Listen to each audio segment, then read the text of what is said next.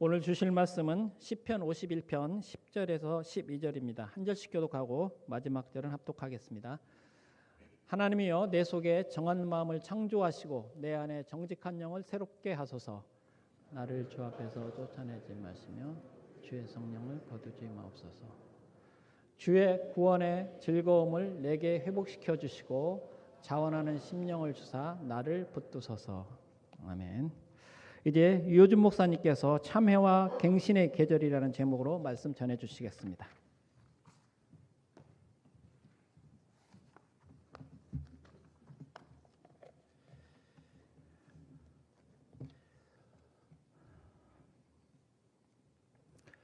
다음 주에는 순환주간이라고 불리는 교회력이 시작됩니다. 그리고 순환주간 첫날 종려주일로 시작하고 그 주일에 성금요일이 있고, 그리고 토요일, 길고도 긴 토요일이 계속되고, 전혀 예측지 못했던 부활의 아침이 다가오는 그런 주간입니다.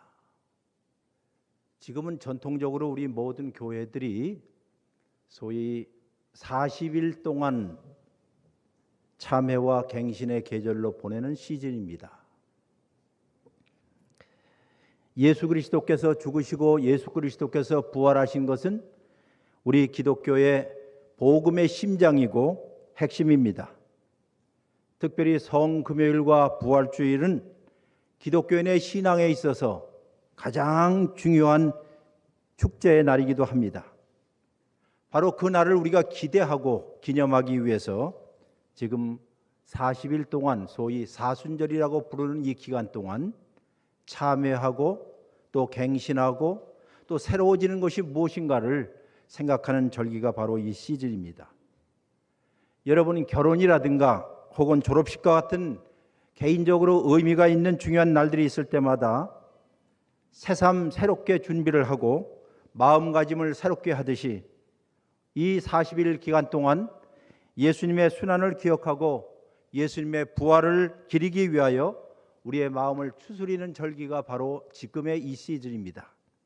그래서 설교의 제목을 참회와 갱신의 계절이라고 붙였습니다. 40일이라는 이 숫자는 성경에 굉장히 독특한데, 그 중에 40일 하면 40 하면 떠오르는 게 있을 것이에요. 구약 성경에 제일 많이 나오는 이스라엘 백성들이 광야 40년을 지냈던 그 40일이라는 것을 기억할 것입니다.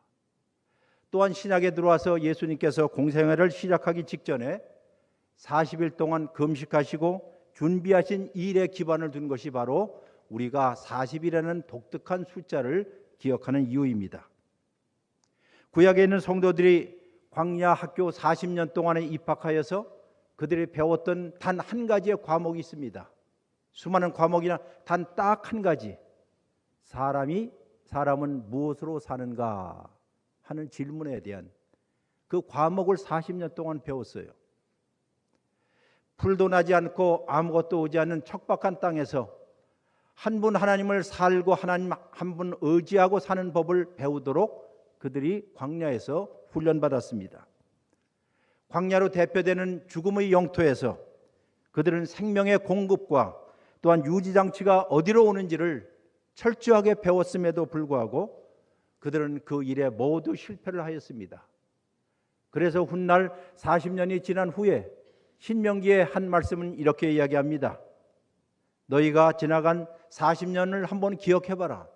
그것은 딱 한 가지, 사람이 떡으로만 사는 것이 아니라 하나님의 입에서 나오는 모든 것으로 사는 줄을 너희로 하여금 깨닫게 하기 위해서다 하는 이 말씀입니다.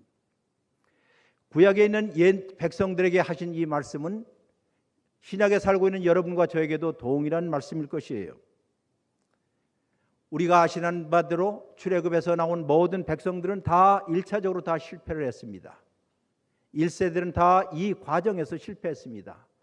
그리고 2세대들은 이 말씀을 기억하기 시작했습니다. 아마 여기에 오신 여러분들이 주일날마다 함께 하나님의 말씀을 듣는 이유 중에 하나는 하나님께서 하셨던 모든 일들을 기억하고 기념하고 또 하나님께서 우리를 어떻게 이끌어 가실 것인가에 대해서 생각해 보는 절기가 바로 작은 부활로서 매 주일입니다. 예수의 제자들이 되기를 원하시는 여러분과 저, 그리고 그분과 함께 이 광야 체험을 하기를 원하는 사람들에게 있어서 제일 중요한 과목들이 있을 것이에요. 예수님께서 하셨던 것처럼 아마 생존의 문제일 것입니다.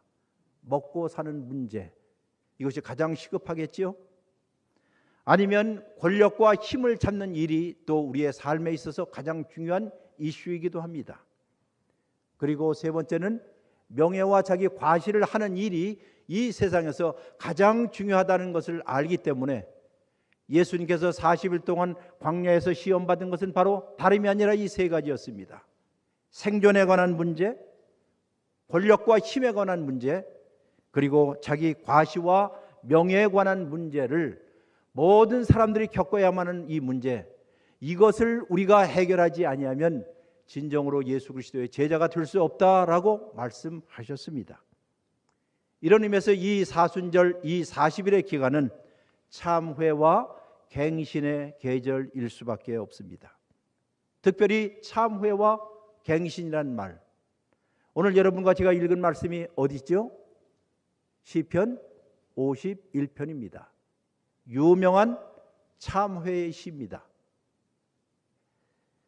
성경 보시면 다윗이 밧세바와 동침한 후에 나단이 그에게 왔을 때, 나단이 그에게 와서 책망하였을 때 다윗이 참회하고 회개하고 또 하나님 앞에 부르짖었던 그 내용이라고 이야기를 합니다. 그러나 한 가지 잊지 말아야 할 것은, 그것은 단순히 다윗의 이야기가 아니라 시편 51편에 실려 있으므로 오고 오는 모든 하나님의 백성들이, 자기의 죄들이 무엇인가, 그리고 어떻게 회개할 것인가, 그리고 어떤 식으로 하나님께서 새로운 갱신을 우리에게 선물로 주시는가를 공동체적으로 기도하고 찬양하고 예배한 것이 시편 51편입니다. 단순히 다윗에 관한 이야기가 아니라 그 후에 있는 여러분과 저에 관한 이야기고, 우리가 무엇을 참회해야 할 것이고 어떤 의미에서 우리가 갱신해야 할 것인가에 대해서 말씀을 합니다. 먼저 이 계절에 여러분과 저는 우리의 죄를 깊이 인식하고 우리의 영혼이 슬퍼하고 죄에 따른 하나님의 심판을 의식함으로써 찾아오는 두려움과 공포를 경험하는 일이 바로 첫 번째 일입니다. 이것이 회개의 첫 번째 부분입니다. 참회하는 회개는 영혼의 고통을 수반할 수밖에 없습니다. 전문적인으로 그것을 몰티피카치오라는 말을 쓰는데, 신학교에서는 즉 참된 회개는 영혼의 고통이 없이는, 영혼의 괴로움이 없이는, 여러분의 영혼의 공포를 느끼지 아니하고는 진정한 회개가 수행될 수 없다는 말입니다. 그리고 두 번째는, 영혼의 회개의 두 번째 부분은 영혼의 심각한 고통과 슬픔을 경험한 후에 찾아오는 내적인 갈망이 있습니다. 이렇게 내가 죽을 수는 없지, 이렇게 죄인으로 죽을 수는 없겠지. 그래서 그는 하나님을 향한 거룩한, 그리고 하나님을 향한 진실하게 살고 싶은 갈망들이 이 속에서 솟아오르기 시작합니다. 그리고 이 일을 하시는 분이 다른 분이 아니라 성령님이시라는 것이에요. 성령님을 통하여서 시작된 새 속에서의 신생, 새로운 생명체가 이 고통하는 가운데서 잉태하고 있다는 것을 경험하는 절기가 바로 이 절기입니다. 달리 말해서 이 시즌에는 분주한 일을 잠시 멈추시고 내면을 살펴보는 몇 가지 실제적인 조언들을 함께 나누겠습니다. 우리 속에, 여러분 속에, 내 속에 잘못된 성향들이 무엇인가, 죄의 습성들이 무엇인가, 이 죄를 정확하게 죽이는 일이 회개의 첫 번째 고통을 수반하게 되는 것입니다. 한 10가지만 여러분에게 말씀드립니다. 여러분과 아니라 저에게도 하는 말씀이에요. 교만이라고 부르는 은밀한 영을 의식하십니까 하는 것이에요. 여러분의 지위와 성공을 보면서 여러분의 훌륭한 학력이나 외모 때문에 혹은 여러분의 타고난 자질과 능력 때문에 그래도 나는 다른 사람보다 좀 높다라고 생각하는 것들이 있으십니까? 이것이 독립적인 영입니다. 이것이 하나님 없이도 살겠다는 우리 마음 깊은 곳에 있는 교만의 영들이라고 부르는 것이에요. 아니면 다른 사람들의 칭찬을 갈망하는 마음들이 있습니까? 주목받고 싶어하는 은밀한 마음들, 대화 앞에서 대화하거나 앞에 이야기할 때 혹은 심지어 기도할 때 자신에게 모든 주의를 기울이고 싶은 마음들, 아니면 여러분과 제가 살면서 끓어오르는 분노들, 절제하지 못하는 참지 못하는 습관들, 그것 중에서 가장 나쁜 습관 중에 하나는 그 신경질과 그 분노를 거룩한 분노라고 치장하는 일들입니다. 때때로 우리는 너무 예민하게 반응하여서 남의 반대를 남이 반대하거나 거부할 때 화를 내거나 보복하려는 습성들이 우리 속에 있을 때 다른 사람들의 날카롭고 뜨거운 맛을 꼭 보여주고 싶은 마음들이 여러분과 제 속에 있을 때 이것이야말로 우리 속에 깊이 뿌리박힌 죄의 습성이구나 하는 것을 깨닫는 시간들이에요. 아니면 살면서 자기를 너무 의식하는 경우가 있습니다. 완고하고 때때로 다스려지지 않는 정신이 있습니다. 늘 논쟁하고 수다스러운 영이고 항상 굽히지 않고 고집적인 성향이 있고 항상 남을 지배하고 싶고 남을 끌고 가려는 영들이 있습니다. 비판하는 성향들이나 아무거나 받아들이는 이런 습성들, 즉 자기중심적인 삶, 이거 역시 우리가 죽여야만 하는 죄의 습성들이에요. 먼 것이 아닙니다. 아니면 여러분들 질투심을 의심합니까 하는 것이에요. 당신보다도 더 재능이 있거나 인정받는 사람들의 자질과 덕목에 대해서 이야기보다는 그들의 잘못과 혹은 실수에 대해서 이야기를 좋아하는 습성들이 있다고 한다면 이것은 우리가 그 죄를 죽여야만 할 것이에요. 아니면 우리 속에 부정직하고 속이려고 하는 성향이 있습니까? 여러분과 저의 진정한 잘못을 감추고 싶은 마음들, 혹은 거짓 겸손한 것, 일부러 겸손한 척하는 것, 혹은 과장하는 습성들이 있다고 한다면 이거 역시 죄의 습성들이에요. 아니면 혹시 내가 살면서 불신하는 것은 없을까? 불신, 즉 압박을 받거나 심각한 어려움 가운데 직면할 때 좌절하거나 하나님을 신뢰하면서도 조용히 기다리지 못하는 마음들, 혹은 고통과 가난 가운데 있을 때 하나님의 섭리가 없어 보이는 듯할 때 걱정하고 불평하는 마음들이 솟구쳐 오를 때 이것이야말로 다른 것이 아니라 불신이라고 부르는 죄의 싹입니다. 아마 여러분과 제가 조금씩은 다 있을 것 같아요.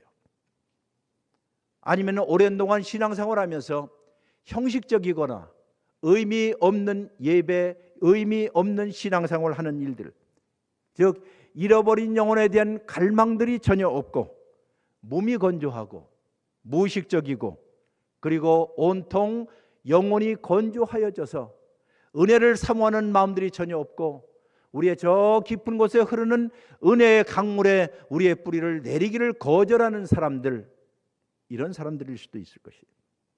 이것이 바로 하나님이 주시는 능력이 없음을 느끼십니까 하는 것이에요. 아니면 때때로 우리가 이기심 가운데 아니면 쉬운 일만 좋아하고 공동체를 위해서 가장 쉬운 일들, 그리고 무엇보다도 성경이 가르치면 돈을 좋아하는 일들, 이것이 있다고 한다면 이거는 바로 죄의 성입니다. 죄의 성품들이에요. 아니면 이 세상에 대한 두려움들이 있습니다. 인간을 두려워하는 일이 있습니다. 비난과 의무 앞에서 움츠러드는 자기의 모습을 보시며 혹은 당신의 십자가를 지지 않고 변명하는 일들, 혹은 부유하거나 지위를 지닌 사람 때문에 그 앞에 아무 소리도 하지 못하고 정의롭고 공의로운 일들에 대해서 입을 다물고 있는 일들, 그리고 타협하는 영들, 이 모든 것들이 다 죄의 습성들이라고 부르는 것이에요. 한마디로 이것은 다 세속적인 마음의 습관이라고 부르는 것이에요. Habits of heart라는 말이 있어요. 마음의 습관이 무엇인가? 마음의 마음들이 어떻게 형성되고 있는가 하는 세속적인 마음의 습관들을 나타내는 성향들에 대해서 지금 여러분에게 이야기했습니다. 이럴 때 무엇이 필요할까요? 이 계절에 바로 참회의 기도라는 것이 있어요. 참회의 기도. 기도를 통해서 하나님의 빛 아래 우리의 마음의 문을 엽니다. 그리고 시편의 한 경건한 기도자가 기도했던 것처럼 이렇게 한번 기도해 보세요. 하나님이여, 나를 살피시고 내 속을 한번 들여다 보십시오. 하나님이여, 나를 시험하시고 내 뜻을 한번 열어 보십시오. 하나님이여, 내게 무슨 악한 행위가 있는지를 보시고 나를 영원한 길로 인도하여 주시옵소서. 시편 139편에 있는 한 기도문입니다. 이런 기도를 여러분과 제가 이 시즌에 드린다 한다면 성령님께서 이런 고백과 신앙을 통해서 여러분과 저의 자아중심적인 삶에서 자아중심적인 삶이 죽도록 하실 것이에요. 그러므로 사랑하는 성도 여러분들, 이 시즌에 대충 무마하지 마시고 우리의 심령의 바닥까지 한번 내려가 보십시오. 내 속에 저 깊은 곳에까지 내려가셔서 내가 무엇을 지금 갈망하고 있는지, 내가 무엇을 원하고 있는지, 내가 무엇을 지금 바라고 있는지를 한번 돌이켜보면, 저는 이것을 가리켜 세례전적 영성이라고 부릅니다. 세례전적 영성. 세례전적 영성이 무엇입니까? 그리스도와 함께 죽는 연습을 하고 우리 안에 있는 죄스러운 성품들을 십자가에 못 박고 옛 자아와 우리의 옛 습성들을 제거하는 고통의 시간을 갖는 것이 바로 세례전적 영성의 첫 번째 출발입니다. 그리고 하늘을 향하여서 성령이며 나를 도와주시옵소서. 성령이며 우리와 함께 임재하여 주시고 그리스도와 함께 나로 하여금 새로운 생명으로 태어나게 하여 주옵소서라고 하는 것, 그리고 그런 가운데서 성령께서 여러분과 제 마음속에 움직임을 주시고 떨림을 주심으로써 여기에 새로운 생명이라는 것이 이것이구나 하는 것을 경험하게 하는 것, 이것이 세례전적 영성이라고 부르는 거죠. 그러므로 단순히 그리스도의 고난과 그리스도의 죽으심만을 묵상하는 것이 아니라, 순환 주간에는 그리스도의 죽으심과 그리스도의 부활하심만을 묵상하는 것이 아니라, 다른 것이 아니라 여러분과 저의 속 안에 있는 것들을 재고조소하는 것이에요. 재고조소하는. 그리고 이 세례전적 영성의 중심부에는 그리스도와의 연합이라고 있는 것이죠. 그리스도와의 연합. 세례의 참된 의미가 무엇입니까? 여러분이 5년 전, 10년 전, 20년 전, 30년 전 세례받은 것, 그것이 중요한 것이 아니라 날마다 그리스도와 함께 죽고 날마다 그리스도와 함께 새로운 생명으로 살기를 원한다면 그리스도와 연합하는 일입니다. 옛 자아는 죽고 그리스도와 연합하여 새로운 생명으로 살아가는 것. 그래서 오늘 아침에 창문을 열고 하나님, 오늘 우리에게 새로운 생명과 새로운 하루를 주셨군요. 정말로 정말로 고맙습니다 하는 것들. 어제 느껴보지 못했던 신선함, 그저께 느껴보지 않은 새로움들을 날마다 느껴가는 것이야말로 그리스도인이 살아가는 방식 중에 하나입니다.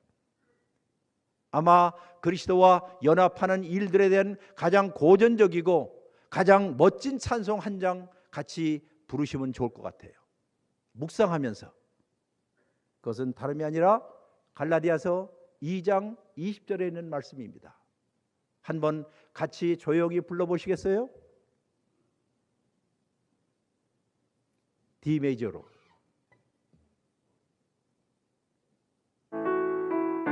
내가 그리스도와 함께 십자가에 못 박혔나니.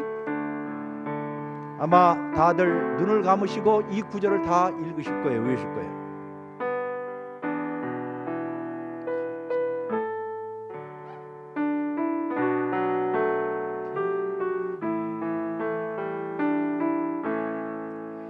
그런즉 이제 내가 산 곳 아니요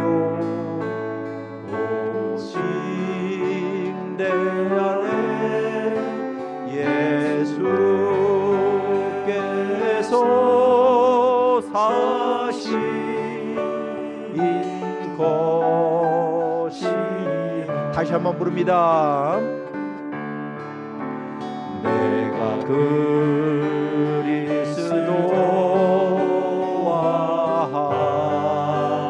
함께 십자가에 못 박혔나니.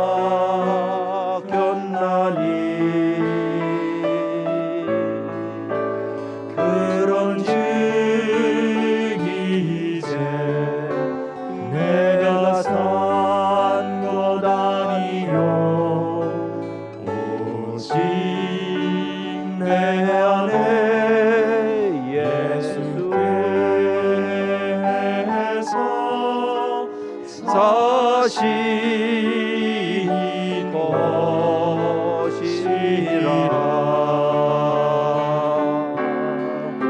이제 내가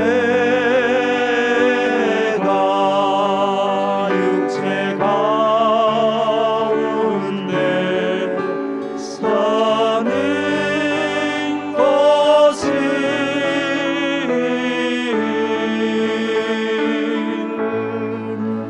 나를 사랑하사 자기 몸 버리신 예수 위에 산 것. 이제 내가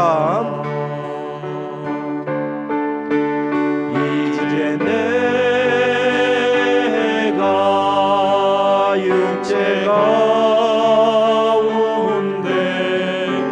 사는 것은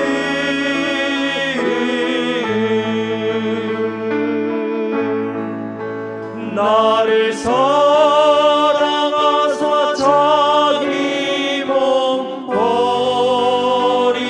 버리신 예수 위에 산 것이라.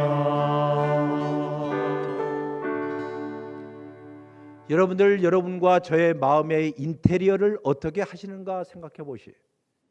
마음의 인테리어. 어느 집을 처음 방문해 봤습니다. 설레는 마음으로 현관문을 천천히 엽니다. 마치 성적표를 보는 심정으로 문을 조심스럽게 열어요. 넓지 않은 거실이지만 밖에서 들어오는 햇살을 받아 너그러운 미소로 손님을 환대하는 중년 여성의 넉넉함이 느껴지는 가정의 모습이에요. 주방은 정갈한 흰색과 코발트의 완벽한 조를 깔끔한 인테리어가 눈에 들어옵니다. 바깥 뒷 정원에 보이는 주방 창문은 신부의 순백 드레스처럼 흰 레이스로 단장을 하고, 전반적으로 보면 몬드리안의 구조가 이 집 여주인의 간결함과 담백함을 질서정연하게 수놓아주고 있습니다. 어디에도 너저분한 구석은 보이지를 않아요. 단순미와 확연하게 선들, 가지런하게 놓여있는 주방용품들, 그리고 과일 바구니와 커피 향과 어우러진 키친 아일랜드, 굉장히 이국적으로 보인다고 생각해 봅시다. 그렇다면 여러분 마음과 저의 거실은 어떠한가 보시라. 여러분과 저의 마음의 거실은 어떠합니까? 누군가가 우리의 마음의 인테리어를 보고 어떤 느낌을 받을까요? 아, 참 막디 맑은 영혼이네. 순백한 정신 세계를 갖고 있는 분이야. 흐트러짐이 없는 우아함을, 은혜의 우아함을 보여주고 있어. 그래, 덧없는 영혼의 창문이 막디 맑아. 심지어 그 사람의 은밀한 심실, 즉 마음의 방 속에서도 가지런하게 쌓인 생각들이 정말 좋습니다. 웃음과 미소로 넉넉한 입술에 정적과 온화한 손길들, 마치 간 내린 커피향보다 그윽한 인사의 말씀, 그리고 정감 어린 대화, 손님 환대라고는 하스피탈리티의 환한 웃음으로 넘치는 식탁, 이런 것들이 더없이 깔끔하고 담백하고 순결하게 놓이는 마음의 인테리어였다면 이보다 더 좋을 수는 없을 것이에요. 이런 의미에서 이 40일 동안 이 고난의 기간들은 영혼의 창고를 열어서 재고 조사하는 기간들입니다. 인벤토리라고 부르는 것 아시죠? 여러분, 우리가 어렸을 때는 총채라고 했는데 아마 먼지털이를 다 하실 거예요. 이 봄녘에 살포시 내려앉은 먼지를 다 후를 털어내고 새봄을 맞이했으면 좋겠습니다. 창문도 열어 젖히시고 바깥 봄바람도 들어오게 하시고 오래된 공기는 슬쩍 밀어내시고 오랜 묵은 악습들과 끈적끈적하게 붙어있는 더러운 습관들을 힘겹게라도 밀어내야 하는 절기예요. 영어로 이 사순절을 렌트라고 합니다. 렌트 시즌이라고 하는데, 봄이라는 말이 있어요. 스프링. 봄이라는 말의 뜻을 갖고 있는 옛날 영어 렌텐에서 나온 말입니다. 지금도 저 게르만족인 독일 사람이나 제가 공부했던 네덜란드에서는 봄을 가리켜서 렌츠 혹은 렌테라고 부르는 것을 보면, 아, 봄과 이 사순절은 늘 함께 간다, 그런 뜻이에요. 다시 말해서 봄맞이 재청소하듯이 사순절 때 여러분과 저의 영혼을 청소하는 상징적인 계절이라 생각하시면 좋을 것 같아요. 어쨌든 사순절에는 이런 세례전적인 영성으로 내 마음을 돌보고 내 영혼을 돌보고 우리 속에 후미진 곳에 끼어있는 죄의 더러움들, 흉측함들을 철저하게 도려내고, 그리고 죄 죽이기를 하고, 그리고 영혼의 고통과 두려움을 갖는 기간이기도 합니다. 달리 말해서 죄 죽이기를 치열하게 전개하는 이 고통의 계절이며, 그 순간에 영혼의 새로운 새살이 돋는 때 느끼는 신생의 기쁨을 맛보는 환희의 계절이기도 하다는 것이에요. 이 환희는 갓난아기의 살결처럼 보드럽고 향기롭습니다. 아마 3살의 뺨에 살갑게 비벼대며, 제가 어제 그랬습니다. 16개월짜리 손녀의 뺨을 대면서, 여기에 신선한 느낌들, 아무런 화장을 하지 않았음에도 불구하고 향기로운 느낌들을, 바로 이것이 여러분과 제가 바로 이 사순절에 더 좋을 수 없는 순간들을 경험하는 것이, 영혼이 깨끗해지면, 영혼이 맑아지면, 영혼이 향기로워지면 그렇다는 것이에요. 이런 사순절에 여러분과 저는 어떤 영적인 가치들을 생각할까요? 어떻게, 무엇에 대해서? 아마 어떤 사람들은, 그래, 회개에 대해서 한번 묵상해야지.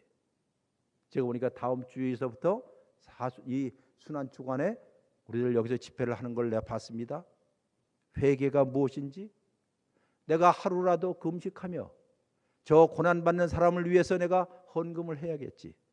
그것이 우크라이나의 문제든지, 혹은 저 열대 아프리카에 있는 고난받는 사람이든지, 혹은 내 주위에 병들어 있는 사람을 위해서 내가 한 끼라도 금식을 하며 그의 영혼을 위해서 기도하는 것들, 아니면 경건 훈련하시거나 자기 훈련을 하시거나, 아니면 신실함이 무엇인지에 대해서 이런 영적인 가치들, 아니면 갈라디아서 6장에 있는 갈라디아 5장에 있는 성령의 열매들을 한번 생각해 보실 수 있어요.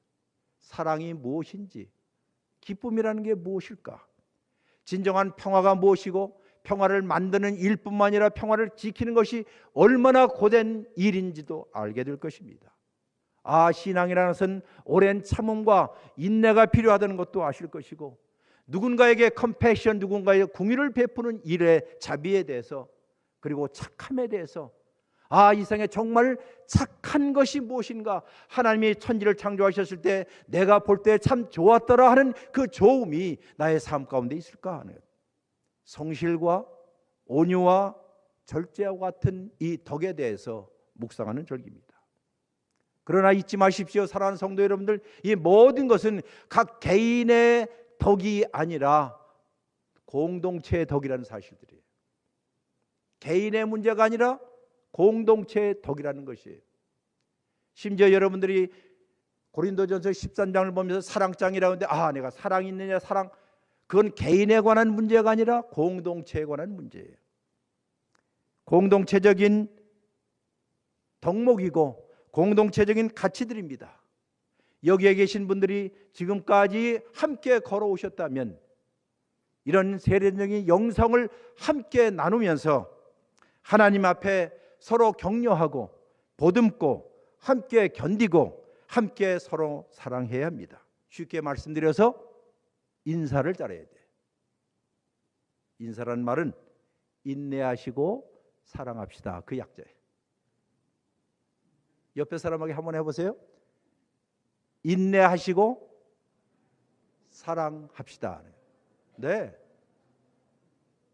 신앙의 것은 저 위의 것이 아니라 가장 가까운 데서부터, 험난한 우리의 인생 가운데 내가 하나님이 신실하시다는 것을 믿는다면 내가 인내하고 끝까지 인내하고 견디고, 그리고 함께 걸어가는 순례자들에게 배려하고 사랑을 베푸는 것이, 이게 진짜 영성이라고 부르는 것이에요.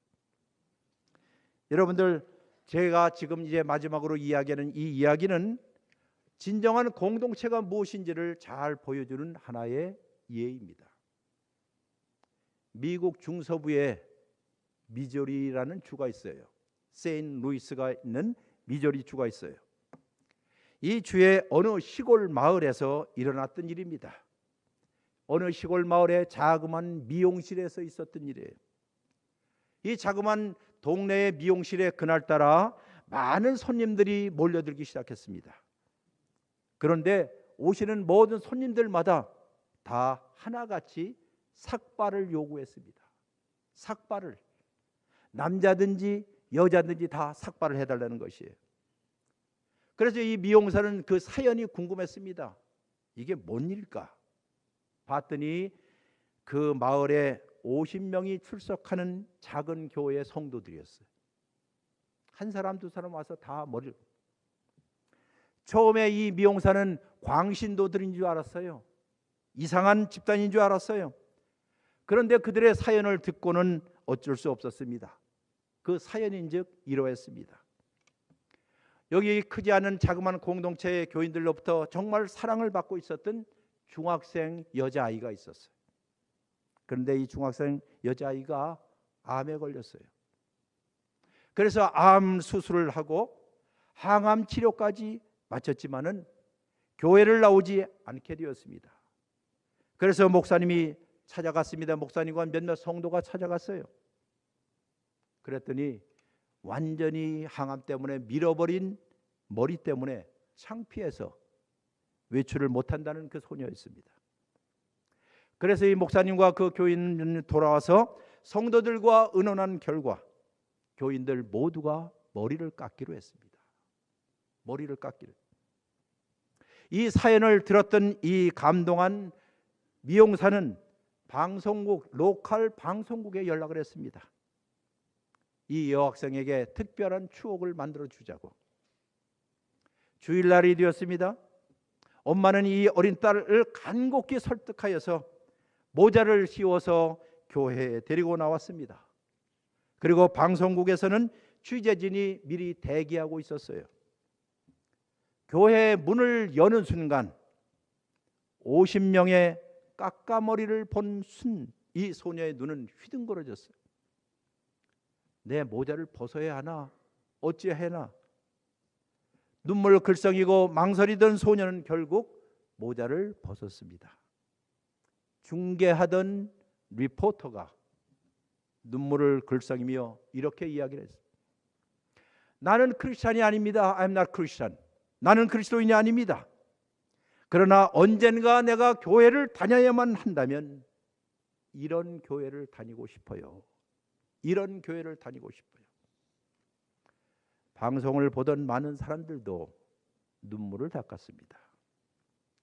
나도 이런 교회에 다니고 싶습니다. 아니, 여러분과 제가 이런 교회를 만들어야 하는 거 아니겠어요? 50명으로도 능히 5,000명, 5만 명, 50명 만에 50만 명의 마음을 움직일 수 있지 않겠어요? 이게 바로 믿음으로 사는 사람들의 삶이에요. 믿음으로 산다는 것. 이게 사랑의 믿음으로 산을 옮길 수 있다는 뜻이 아닐까요? 바라기는 이 회개와 참회와 갱신의 이 시즌에 여러분과 저에게 그리스도의 푸른 계절이 오기를 간절히 소원합니다. 내면의 내면 심실에 있는 창고를 조사하시고 하나님의 말씀의 먼지털이로 하나씩 털어내시면서 이렇게 기도하시길 바랍니다. 하나님이여, 내 속에 정한 마음을 창조하시고 내 마음에 정직한 영을 새롭게 해주세요. 나를 주 앞에서 쫓아내지 마시고 주의 성령을 내게서 거두어가지 마옵소서. 주의 구원의 즐거움을, 신상의 즐거움을 나에게 회복시켜 주시고 내 마음에 자원하는 심령을 주사 나를 꼭 붙들어 주세요. 이것이 바로 여러분과 제가 드려야 할 사순절의 기도문입니다. 기도하겠습니다. 주님, 우리 자신들을 보면 얼마나 냄새가 나고 추악한지요. 우리 속에 온갖 못된 것들이 꽈리를 틀고 들어앉아 있습니다. 우리를 불쌍히 여겨주시고 이 속에는 모든 죄악의 습성들과 죄성들을 죽여주시옵시고 그리스도와 함께 신생의 즐거움, 구원의 기쁨들, 새로운 삶의 기쁨들을 날마다 경험할 수 있도록 축복하여 주시옵소서. 예수 그리스도의 이름으로 기도했습니다. 아멘.